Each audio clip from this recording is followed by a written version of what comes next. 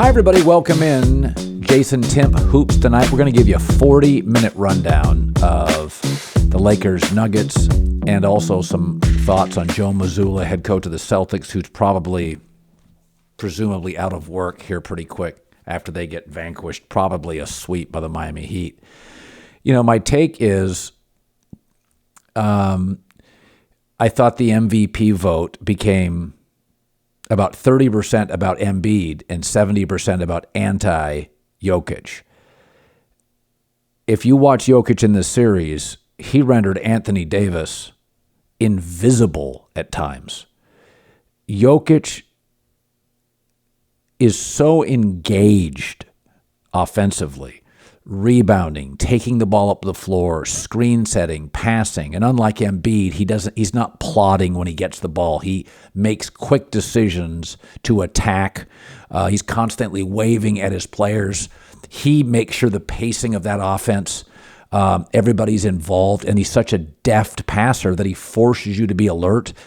You look at the scoring for the Nuggets in this game. I mean, it's KCP's involved, Gordon, Porter, Murray, and then, of course, Jokic, a facilitator, a scorer, an offensive and defensive rebounder, a catalyst, a screen setter. He's not a great defensive player, and Denver's not a great defensive team. But, you know, I felt bad for Jokic because there was this sense is you can't give him a third straight MVP because we didn't do that for some notable stars. Can we be honest? Jokic right now today is the best player in the league. Embiid is not as consistent and doesn't do as many things well offensively, and he gets hurt a lot. Giannis is terrified to go to the free throw line late. Anthony Davis disappears offensively every other game. This is the best player in the National Basketball Association, Jokic, and he should have won a third straight MVP. But, you know, years ago, if you go to the previous 5 MVPs, not the last 5, the last 5 include, you know, Jokic a couple of times, Westbrook, Harden. These are stat guys. They're not most valuable players on their own teams. I mean, Chris Paul was more valuable on that Rockets team than Harden. Harden was just more dynamic offensively. But the leadership, the defense, the guidance, kind of the stewardship was Chris Paul on that Rockets team. That's why they led in the series. Chris Paul got hurt and they lost. Remember, they had a 3-1 lead. Chris Paul got hurt and they lost. Harden didn't get hurt. Chris Paul did. So we turn the MVP into stats and flash and flamboyance. Jokic is he is a basketball clinic. I mean, there is nothing offensively he can't do. I trust him taking a 3, mid-range, driving, ball on the floor, rebound, take it up the tile, screen setter. He's just a remarkable basketball player. And right now, because he's so willing to go to the free throw line late, I think he's the best basketball player in the world. Hoops Tonight, podcaster Jason Timpf. Colin, the Denver Nuggets, I believe, are going to win in the NBA Finals. Even if the Celtics miraculously come back, I think they're better by a significant margin than both teams coming out of the East. And they catch some pretty specific markers that we don't typically see in NBA champions. They are a middle-of-the-pack defense, and more importantly, they are a team that lacks rim protection. And as you go back throughout NBA history, almost every single team that has won an NBA championship has not just good rim protection, but great rim protection. So what do you think is the key to this Nuggets team to kick the trend and make it to the finals this year? All right, so let's look at a team in the East that's struggling, Boston. Jason Tatum, their top player, does not have a field goal in the fourth quarter of the series. Let's look at another team that just got swept, the Lakers. AD, mostly invisible offensively tonight. What is Denver? Jokic 30, Murray 25, Porter 15, Gordon 22, KCP 13. They got shot makers. Even guys that only, like Brown, hit a couple of key baskets tonight. Boston can't count on their number one scorer. The Lakers offensively can't count on their best player in his prime. What Miami and Denver are doing is they've just got shot makers, and role players are stepping up. Listen, the game's never had more players that can hit a jumper. I mean, we romanticize Knick teams that had no pure shooters. That would have 3 guys on the floor that you wouldn't even allow to shoot an 18-footer. Everybody for Denver. I mean, Gordon, to me, hit 2 3-pointers, I think. Gordon, to me, is just a long athlete, feels more around the bucket, mid-range. You can put him on LeBron. Just a classic long vertical athlete. He's cranking up threes. So Denver's just got more guys that can hit shots. Now, those are real players. I mean, Michael Porter was the Gatorade Player of the Year in Washington State, goes to Missouri. He's now finally post-injuries. He grew up. He's now coming into his own. He's their 4th offensive option on many nights. I mean, he's an elite long athlete who can hit jumpers. You can put him on anybody. He can do a little rim protection against a forward.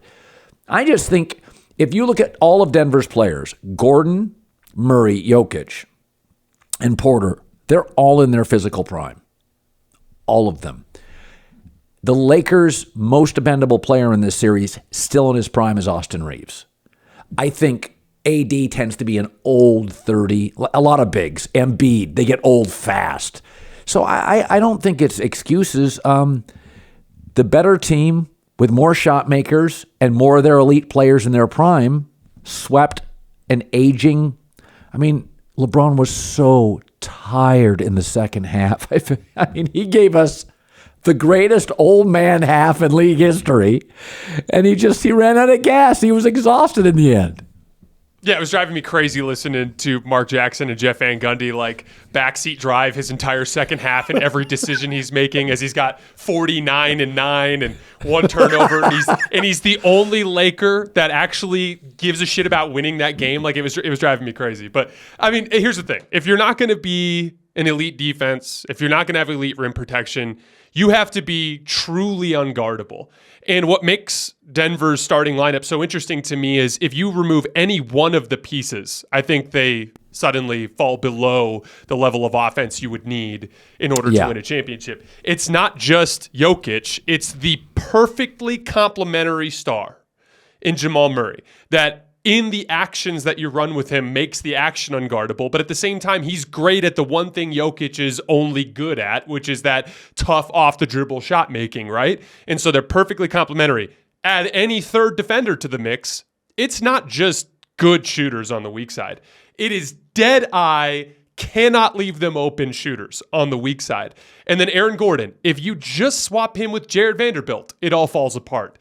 It's him being that perfect guy that gets every offensive rebound, every interior seal. He's like a legit lob threat. Jared Vanderbilt has no vertical pop. Aaron Gordon, it's just throw. There was a play in the second half where Jokic, or first half where Jokic airballed a jumper short, and Gordon just went up and just grabbed it, dunked it with 2 hands. He's just the whole thing functions because every single one of those 5 guys is so perfectly complementary, and they are so truly unguardable that they only have to be okay on the defensive end of the floor. And so, the Lakers didn't really seem to have much trouble driving closeouts and finishing at the rim, past Aaron Gordon throughout the series. But they one of the things that I thought Denver did a really nice job of in this series is making sure the ball ended up in the hands of the wrong guy for the Lakers a lot, just with the way their team was set up. And there was a really interesting adjustment that Mike Malone made in Game 2 where he moved KCP onto Austin Reeves instead of Jamal Murray on Austin Reeves, and that's their best perimeter defender. He kind of started to make things tougher on Austin Reeves, and suddenly the ball just kept ending up in Dennis's hands with 4 seconds on the shot clock, or in Rui's hands with 4 seconds on the shot clock, and those possessions just typically aren't going to end super well. I thought it was a brilliant game plan from Denver. Yeah, there's something you mentioned at the end, and I almost tweeted it tonight. In the second half, in the first half, LeBron basically took over the key possessions. But in the second half, I could count, I bet you if you went back, the Lakers had a dozen useless possessions. And when you have limited shot makers and AD's invisible, those are bad possessions. Denver is good enough where if they get late in the shot clock, They had a couple of those. Murray had one at the end of the game where they just got trapped. LeBron came out and guarded Murray, and he got trapped. I think the shot clock went off. They maybe have 2 bad possessions a half, 4 a game. And that stuff adds up. We had talked about this, that the Lakers were a pretty low ceiling offense. Well, think about tonight. D'Lo, 1 shot. AD, mostly invisible. LeBron in the second half gassed. The fact that it was that close is staggering. This is a really good Denver team. I mean, D'Lo gave you nothing. AD in the first half gave you absolutely nothing. LeBron in the second half, he was tired. How is it that close? I look at the Lakers and I think, I wouldn't run this back. You can't make LeBron younger. Austin Reeves, as good as he is, should be a 4 starter on a championship team, right? Not a 1, 2, or a 3. He should be a 4. He's kind of consistently capable of hitting threes and creating contact, so I like him. He reminds me, they're totally different players, but like KCP, he's not afraid to take a big shot, likes contact. Even if it's a bad matchup, he'll play it with pride. Like, I like both guys the way they play. They're just like, they're talented, scrappy guys, unafraid to take a big shot. I mean, Jason Tatum's brilliant and looks reluctant. Austin Reeves and KCP are never reluctant players. Like, it's my kind of guy, right? And those should be your 4s or your 5s. But I look at this Laker team, and their issues are not really correctable with time. Like Denver, for instance, with a championship, should be a more confident version of Denver. Golden State will reboot something. You figure the Clippers eventually will, maybe they're a year away, try to find a true point guard so they can get into their offense quicker. OKC's just getting better. Memphis will have their bigs back. Like, the West was wonky. Phoenix should add a piece on the bench or 2. They'll move Ayton and bring in more help. So you're like, the West won't be as weird as it was. And many of the other teams' issues, bench for bigs returning for Memphis, some maturity, Dylan Brooks gone, bench for Phoenix, size for the Warriors, they're correctable. What Laker issue is correctable? AD's inconsistency? Austin Reeves' ceiling? D'Lo's gone flakiness? LeBron's age? So to me, you got to take a swing on this. These are not 1-year correctable. You've got to go find some personnel. You keep Rui, but I mean, let's be honest. Vanderbilt, Beasley, D'Lo, these are not trustable players in a big spot. They desperately need over-the-top shot making. It's one of the things in basketball that sometimes, when it's your main thing, that's a bad idea. Like, that's kind of what I didn't like about the Phoenix Suns this year, is like their main thing was we have to make shots over the top of the defense. But making shots over the top of the defense, especially in late clock situations, is a great way to kind of boost your offensive numbers. And it can be the difference in games. Let's think about game 1 of this series. The Lakers had a LeBron James 3 at the end of the game that could have tied it. Do you remember a Nikola Jokic heave at the third quarter buzzer that went in? There was a Jamal Murray heave on the first possession of the fourth quarter that went in. Like, shot making over the top from Denver stole game 1 when the Lakers were in position to be able to get it. Look at game 2. It's an 11-point Laker lead in the second half. There were a half dozen possessions in that fourth quarter where it got to a late clock situation, and Jamal Murray just stuck a tough step back jumper in someone's face. Look at tonight. How many possessions did the Lakers play fantastic defense, but Jokic just made something out of nothing at the end? And that's the hard part, is like, you look at that for the Lakers this summer. Everything else, I think they checked pretty well. I think they're an outstanding defensive team. I think that they've got a lot of downhill rim pressure. They've got some really smart playmakers on the team. LeBron James and Austin Reeves, 2 really high IQ guys. They just don't have that reliable over-the-top shooting. And so when you look at the offseason, it's like, okay, let's go get Kyrie. Okay, great, but because of the new rules, like, you're going to have to let go of at least one of Austin Reeves and Rui Hachimura. You're going to severely handicap your ability to make moves on the margins. Not to mention, I'm not even sure logistically how you pull that off, because you got to get both sides on board. in a sign-in trade. So that doesn't really seem realistic. So, and if you go, like, Colin, we're going to talk about Boston here in a little bit and talk a little bit about their issues with finding that alpha dog offensive player. If you go around the league, there's not really a great option. And so the best chance that the Lakers have, kind of like for Boston, their best chance, in my opinion, is just Tatum getting better. They need Anthony Davis to get in the damn gym this summer and figure out how to make some of those shots that he couldn't make all season long. LeBron James, I think, is going to be fine. He shot 37% on 6 attempts per game from 3 in his previous 5 postseason runs. The dude is one of the more reliable jump shooters in the postseason that you'll see from a star. He's just having a slump offseason, just like he did in 2015, or postseason, I should say. I think he'll bounce back. But really, the only answer to the Lakers' problems is Anthony Davis gets better. Colin, I said before the series, the only chance for the Lakers to win was Anthony Davis and LeBron James had to play like superstars, and they had to kind of like compete with what Jokic was doing. I thought there was a gigantic chasm between the level of play of Jokic and Anthony Davis, and I thought that really was the difference of the series. Listen, first of all, even when he's not scoring, Jokic is so engaged. Like multiple times. Grab the rebound. I'm just going to take the ball up the floor and lead the break. AD's not going to do that. He's a brilliant passer. AD's not. Really active hands. When AD disappears offensively and he's not scoring, he's not helping anybody. Jokic, when he gets gassed, and he does, he just becomes a facilitator. You're looking at the world's best big man. Giannis is terrified late in games to get to the free throw line.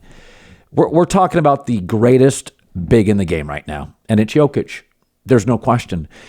Embiid can be plodding as a player, right? First of all, he's not available, but we talked about this. Sometimes you're like, dude, I'm going to give you the ball, turn shoot. Between him and Harden, it's like, guys, you just kill the movement. This is painful to watch. I'm not a basketball expert, but everybody just stops. Jokic makes decisions very quickly. He gets the ball off very quickly. He's moving. He's screening. In fact, sometimes he gets impatient. Murray, come off the screen. Let's go. You can see he is facilitating everything. He's pressing. A lot of bigs don't do that. They kind of feel like it's a rest time. Like tonight, AD sometimes felt like he was resting on offense. AD mailed it in tonight, Colin. I thought that was an embarrassing performance from him. I thought watching LeBron James leave it all out on the floor while AD just kind of floated through the game was kind of embarrassing, to be honest. Yeah, and I think I suggest this all the time. Is AD's got a year left, and then I think a player option, isn't it? Something like that. Mm-hmm. This is the longest stretch of not being hurt. I think you have to at least take phone calls. I always say this in the NFL. There's only 5 quarterbacks I would not take a phone call on. Mahomes, Josh Allen, Burrow, Trevor Lawrence, Herbert. Probably Jalen Hurts now. I'm taking a phone call on everybody else. I'm not saying I'd trade him, but I'm taking the call. I think you got to take a call on AD. You got to listen to people. And I've said this before. With LeBron, his greatness is in halves and spurts, and you're going to get about 58 games. That's fine. But then the one or the two, you got to give me 70 games. You got to give me Tatum. You got to give me Jaylen Brown. At this point, if you're going to keep LeBron, and they will, you got to give me a 70-game guy. It can't be another guy who plays 58, or another guy, as you just pointed out, who disappears. I'll take flaws, but you got to give me 70 games and energy. You got to give me a two-way player, and I think you have to take a call on AD. And I think this is the stretch. He has tremendous value. I look at a team like the New York Knicks, and they don't have much to give. But could you get a R.J. Barrett, Julius Randle, AD? Now that sounds horrible. But RJ is going to give me a lot of games. Randall's going to give me a lot of games. Between the two, I'm going to get fairly consistent points. Now, again, on the surface, it sounds like an absolutely horrible move, and I'm just throwing it out there. But he would serve, with Brunson giving you 70 games, 65 games, he would serve. AD would be a great player in New York. And I think maybe you have to go get in a couple of guys to give you real, consistent, solid B+ play. I don't know, maybe this, again, this is just vomiting here. But when LeBron is giving you great halves or moments or one great game on a road trip, a 4-game roadie, or maybe, a great game and a half on a 4-game roadie, you got to give me a more consistent guy, even if I give me a couple of B+ guys.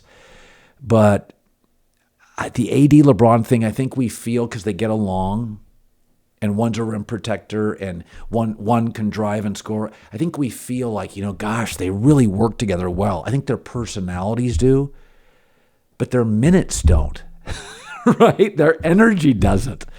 AD feels old and he's 30. It's tough because the prospect of trading Anthony Davis gets really scary when you accept the reality that you're probably not going to get nearly as much back as you'd think. And then 2, I legitimately think this roster is pretty close to a championship level roster. I mean, they were one of the final 4 teams standing after starting 2-10. That's not nothing. You know what I mean? And I know that you can explain away everything that happens over the course of a playoff run. Every team has certain circumstances going on. I mean, even Denver didn't play well over the last third of the season. So had they lost a series somewhere along the way, people could have been like, oh, well, Denver mailed it in down the stretch. You know what I mean? It's like you can explain things away. They were one of the final 4 teams standing. But everything you're hinting at the problem is absolutely true. With LeBron James at this phase in their career, they need a superstar that is dependable both in availability and in his competitiveness and his motor. Because yes, LeBron James is going to ebb and flow in those areas as a guy who's been in the league over 20 years. And so again, and everything for me comes back to this. Anthony Davis just simply has to get better. And he's got to take better care of his body, and he just has to be available and more impactful. That solves so many problems. And again, this is such an interesting example of the difference between defensive impact and offensive impact. I've been preaching about how amazing Anthony Davis is defensively. I think he's the best defender in the world. Over the course of the Golden State series, they found a way to pull him away from the rim, and they figured some stuff out. Denver basically neutralized Anthony Davis defensively. They were giving up 121 points per 100 possessions in the first 3 games. That's the best, what I think was the best defense in this 16-team field. Denver was lighting them on fire. And so it goes to the larger kind of basketball philosophy, which is that defensive players can be schemed around. You can find a way to attack a weaker defender. You can find a way to get him out of the action. But on the other end of the floor, if you've got a truly unguardable offensive player, there's nothing you can do about it. Like it's kind of like in that Warriors series. You're at the mercy of Steph making and missing shots. And so at the end of the day, like Anthony Davis absolutely has to improve. It's the only way that makes this work. I think any other trade is going to drop them below a championship ceiling. AD has to get better. That to me is the end of the story. Like everything lies in him and his competitiveness. Like, dude, Nikola Jokic hit a bunch of shots in your face while he swept you on your home floor. Take that personally. Go in the gym. You know, you were a liability on offense. I tweeted out these numbers, but Colin, when you threw the ball to Anthony Davis in the post or in an isolation situation in the bubble, it was good for 1.1 points per possession, which is outstanding for a stagnant offensive situation. This year, he's good for about 2/3 of a point. He's not even in the same stratosphere as an offensive player as he used to be. And I see Laker fans going like, why aren't they throwing the ball to AD more? Why aren't they? Because he can't score anymore. He's not the same guy. He's just not. Yeah. And so at a certain point, he's the one light at the end of the tunnel is Anthony Davis has to get better with his offensive polish. It's the only thing that'll save this team. How great have the NBA playoffs been so far? If you live in one of those cities and wanted to go to the games, there is only one place to get tickets: the Game Time app, the fastest growing ticketing app in the U.S. For last minute, amazing deals. They don't stop with the NBA. They do baseball, hockey, concerts, comedy shows too. Download the Game Time app and use the code Colin, COLIN. Get $20 off your first purchase. $20 off first purchase. Terms apply. Again, Download the Game Time app. Use the code Colin, COLIN. Last minute tickets, lowest prices, guaranteed. The Game Time app, the fastest growing sports app in the United States. Use the code Colin, COLIN. I don't think I would take a run on Kyrie Irving, but Dallas would love AD. He solves all their issues. He gives them a second scorer. He's not at all ball dependent. Luka gives you the 70 games and the consistent energy. Anthony scores 23 without really setting up plays for him. He gives them a rim protector. I heard at the trading deadline, Dallas has their eye on Anthony Davis. And they think the Lakers, they think LeBron still has a soft spot for Kyrie Irving. That, by the way, that would be a shot maker. And you know, again, that you can roll your eyes at that. You'd have to give me more than Kyrie Irving. And I don't think Dallas has it. Maybe, I don't know, maybe you go Luka AD and you go Tim Hardaway. Is it Tim Hardaway, Kyrie Irving? I don't know if the salaries match up. You know, a couple of guys that can hit shots for the Lakers with LeBron, Austin Reeves and LeBron running the offense, and guys that can score on the outside. Again, just vomiting. I'm throwing it out there. But I know Dallas will absolutely call on AD. He solves the Luka issue. By the way, also, unlike a Porzingis or a Kyrie, a very chill, doesn't want the attention, really a low-profile star with Luke. So it's like, I'm just going to go back to this. Dallas is calling on AD. I think the Lakers and the Mavericks, you will hear in the next month something. I really believe that. And I think you have to take the phone call and listen. Again, you take the phone call no matter what to see what kind of things are being offered. The problem is like going back to our conversation in the first topic, which is you lose Anthony Davis, you lose your rim protection, you lose your elite defense, which then automatically, end of discussion, you can't win a championship unless you're just otherworldly good offensively, which LeBron and Kyrie, even with Kyrie and LeBron at this phase in his career, you're not there. That said, Kyrie is actually perfect. And Lakers fans, when we discuss this, they are way too dismissive of Kyrie's talent and the fact that playing in Los Angeles with a real chance to win a championship with LeBron James as someone that can kind of manage his some of the personality dynamics at play. I actually think it's not, to put it clearly, if I thought you could get Kyrie by only losing Rui and still fielding a roster of 6 to 7 legit rotation players with a couple guys who can work on the periphery, if I could roll out Kyrie Irving with Austin Reeves, with Jared Vanderbilt, with LeBron James and Anthony Davis, I think that solves all their problems, and overnight they become a much better team. The problem is it's just such a long shot for so many of those things to break right. And again, like, you just start to look around the league. It's like I was listening to you this morning when you were talking with Jason McIntyre about different things that could fix the Celtics. And one of our guys here at The Volume, Mr. Rory, who's a big Celtics fan, texted me last night, and he's like, dude, who can we trade Jalen for? Like, what are we getting back? And you start to look around, and it's like, well, KD was that guy, but he's not available anymore. None of these other guys are really moving the needle. You know, it's funny. You look at it's like, oh, Jimmy Butler's killing us. How do we get a guy who can go toe-to-toe with Jimmy Butler? Oh, Nikola Jokic is killing us. How do we get a guy that can go toe-to-toe with Nikola Jokic? There's like 8 of those dudes in the entire league, and nobody wants to give them up. So it's like, at a certain point, like like sometimes you have a ceiling. It's kind of like the Embiid-Harden pairing. There's a ceiling to that. There just is. They're not going to go toe. Those guys crumbled under Tatum. The same guy who's currently crumbling under Jimmy Butler. Like, there's levels to this. And those top guys, they're impossible to replace. You cannot go toe-to-toe with them unless you've got another guy at their level. LeBron is rapidly declining. I don't know what the answer is. Again, I keep coming back to AD just has to get better. Yeah. Well, tomorrow night, Miami, with a huge coaching edge, probably finishes off Boston. You know, Brad Stevens highly recommended Joe Mazzulla for the job, so that's a much more difficult firing than most. Like, he was Brad's sort of his mentor. So that's going to be an awkward situation. But I will tell you that it happens a lot more than we think, and it happens all the time in college sports, where a really good coach leaves or is forced to leave or takes a better job, and you give it to the coordinator, and he's just not ready. I mean, it happens 6 times a year in college football. And in fact, when I grew up in the Pacific Northwest, all 4 schools did it. So Washington in the 70s was a dominant college football program, 70s and 80s. Legend leaves. They give it to the defensive coordinator, Jim Lambright, fails.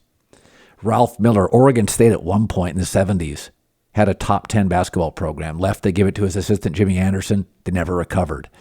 Oregon, Chip Kelly, Mark Helfrich, didn't work. Mike Price, and I think it was Bill Doba at Washington State football, didn't work. So you see this all the time. Joe Mazzulla's just not ready. He could be ready in 4 years, but it's like, it's the Celtics. It's not like he got a bad team and he could play invisible midweek games. It's like, oh no, it's Eric Spoelstra, the world's best coach. And they'll play again on national TV. And Boston's such an outrageously outspoken, in-your-face media market. And I'm watching it and I'm like, oh, this poor guy. I mean, again, if you're a college coach that's over their skis, you play on Raycon TV in the South, nobody sees it. You know, there's 7 games on Saturday in your region. Joe Mazzulla you can't hide in Boston. It's too intense a market. You just can't hide. And so I think I don't think they have to make wholesale changes. I do wish they had somebody that was a little more aggressive offensive, because I think they have really good defensive players.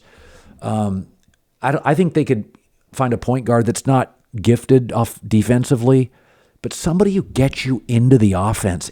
They remind me of a more talented version of the Clippers, Jason, when Paul George and Kawhi are kind of running it, and you're like, okay, this is odd. This is not what it's like the Wildcat offense in football when you hiked it to a running back. You were getting yards, but you're like, this doesn't look right. This is not right. I've watched the Clippers for 3 years, and I'm like, could we get a point guard? I mean, that's why Westbrook kind of worked for them. Like he got them into their offense. I feel like Boston a lot of times, Tatum looks at Brown looks at Smart. Smart's more of a defensive player. I think if Boston needs anything, your opinion, I'm interested in somebody to get him into their offense quicker. So it's interesting, Colin, because we were having a similar conversation after the Warriors series last year. And, you know, it's funny, every time I've been watching basketball forever, not as long as you have, but for a long time. And every season when it finishes, I always have a couple of things that I learn. I actually do a little video at the end of each season, of what I learned about the NBA this year. And last year it was oh, you know, the Celtics needed ball handling. They needed ball handling. But one of the things that I think this season has taught me is there's a difference between aggregate ball handling and top end ball handling. And we thought that the Celtics could fix their issues by bringing in another ball handler, right, in the form of Malcolm Brogdon. But then you find yourself at the end of the game, and it's what are we going to do, run our clutch offense through Malcolm Brogdon when Jason Tatum's on the floor? And it's oh, actually the real problem here is Tatum's not as good as Jimmy. That's the real problem here. And he doesn't have someone that can help kind of navigate those alpha dog scenarios. And that's where I think the Mazzulla thing becomes a problem. I think that the answer to the Celtics this year and moving forward is, yes, Jaylen Brown's going to be way too expensive. Max him. I'm sorry. He's too good to let go. You're not going to get anything worth as nearly as good as him in return. I think you've got to run it back basically with an alpha dog coach. I think we underestimated Ime Udoka's impact last year in the way he helped Tatum and Brown navigate those scenarios. Because you can say one thing, yes, Boston last year had a lot of the similar tendencies when it came to sloppiness and decision making, but those dudes fought every minute when they were out there. They were one of the most impressive defenses I had ever seen. Their defensive identity is gone. They're giving up 10 additional points per 100 possessions in the half court compared to last year defensively. They are not the same type of psychological entity that they were last year. And so, again, kind of like we were talking about with Anthony Davis, I was looking down the list and I'm like, man, and we don't know the deals. Maybe Brooklyn was we don't want Jaylen Brown. But if Kevin Durant was available like last summer, that was the move, because then you're bringing in an alpha dog that can be in a series with Jimmy Butler and not be scared and command the offense down the stretch, slot Jason Tatum into a supporting role the way that he's supposed to. But go down the list of guys this summer. Like, is Bradley Beal going to solve their problems? I don't think so. So the reality is their best bet is Jason Tatum developing as a ball handler. And I think that can be accelerated by the right coach. And it needs to be like a real alpha dog personality. And this is why I keep coming back to Nick Nurse. And I know he's a finalist for the Bucks job. And so hopefully Boston becomes aware of that and jumps in a little sooner. I'm not the biggest Nick Nurse fan, because sometimes I think he can be a little over aggressive with his scheming. And he's a big gimmicky overhelp defense guy, which sometimes can hurt you in certain situations. But, he's the guy that wrote a book right after he won a championship, and in the book was like criticizing his own players. And he actually is a presence in the room that will get buy-in. Like, Mazzulla straight up admitted in the post-game presser that he lost the locker room. He said it. I've lost a connection with these guys. Like, it's just not there. You need somebody that can drive that alpha dog mentality the same way that Ime Udoka did. I think the move is a coach. And again, like, just like you field calls. If someone calls and says, "Hey, we'll give you so and so and so and so for Jaylen Brown," you field the call. And if the right ball handler is there, yeah, I like the move. But I just don't know who that is. And so in that scenario, you have to go with the most talented roster in basketball and hope a better coach fixes the problem. Yeah, I mean, it's also been in the... I use this example on TV, is that when Nick Saban first got the SEC job, the SEC had some really tomato can coaches. Now, Lane Kiffin, Kirby Smart, there's like real guys there. Mm-hmm. This was a year in which the coaching in the East was weak. So Tibbs is a culture guy, energy guy, limitations offensively. Mazzulla's a kid. Doc Rivers is a culture guy, not really an adapter, a scheme guy. Budenholzer, the team got old, and he got kind of unveiled in some coaching situational late game stuff. Quinn Snyder, great, but got the job in late February. It was kind of a bad Eastern Conference year for coaching, and here's Spoelstra, and I think he just took the hatchet out to these guys. He got a defensive coach. He got a couple culture coaches. The matchups worked out well, and I think what happened is Milwaukee got really old really fast. You saw at the end of the year, I thought like an old team like Jay Crowder, Joe Ingles, like, oh wow, they can't play fast. Chris Middleton, oh, he's like the fourth best player in a good team. Like, it happened like in 30 games, you're like, oh, these guys aren't getting better. Ingles had surgery. You're like, he's 7 a game. He can't play. And so I think Miami's, I don't think they're going to return next year. I think they're going to go after like Damian Lillard. I think they're very attractive now because some of their young guys, they're undrafted guys. You can't re-sign these guys. They're playing completely over their skis. So I think they'll go out and get a Dame. But I think there are sometimes circumstances. Like, I don't think Denver's a circumstantial team. They're just really good. Mm-hmm. I think there's some circumstances that have really worked. Ime Udoka's back with Boston. This is a very even series. I mean, I think like Saban early in the SEC. I think Spoelstra, he kind of knows. It's like I got culture coach, 61-year-old coach, rookie coach, and LeBron's over in the West, and it all sort of worked out. Well, you and I have been on this the entire tail end of the season. Like, Spoelstra is the best coach in the NBA. He is the best at protecting his players from their own weaknesses. Schematically, he's always several levels above his opponent in these series. Ironically, like he's pulling rabbits out of hats here, man. Like he's making something out of nothing. And again, our guy Draymond's like, hey, don't call them undrafted. They're pros just like everyone else. I agree, and I agree. I appreciate the sentiment of what he's saying. But I'm sorry, but if Caleb Martin outplayed Jaylen Brown in this series, there's not a single general manager in the entire NBA that would take Caleb Martin over Jaylen Brown. And that's the exciting part for Miami fans is like they're going to have more talented rosters in the next 10 years. Spoelstra's going to be coaching those teams. The Heat are just going to be around. Like they're just going to be in these fights nonstop. But there's no doubt that that coaching element plays a huge role, especially when you get deeper into the postseason. I mean, Mike Budenholzer was unwilling to adjust, completely unwilling to adjust as Jimmy Butler was smoking them. Joe Mazzulla was way too late to make any sort of aggressive adjustment in this particular series. It's given them an advantage. You know, it's funny with the NBA, to me, it's so many times it's about a war of attrition and like who's kind of left standing at the end of the day. Jimmy Butler, after losing in the Eastern Conference Finals last year, was being interviewed and he goes, yeah, we had enough this year. We'll have enough next year, except for next year, we're going to get it done. And at the time, he sounded crazy. And here they are with less talent than last year.